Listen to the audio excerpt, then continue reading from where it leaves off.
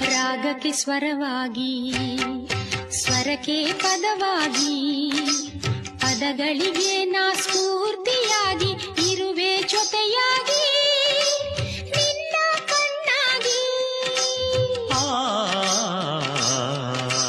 ರಾಗಕ್ಕೆ ಸ್ವರವಾಗಿ, ಸ್ವರಕ್ಕೆ ಪದವಾಗಿ, ಪದಗಳಿಗೆ ನಾ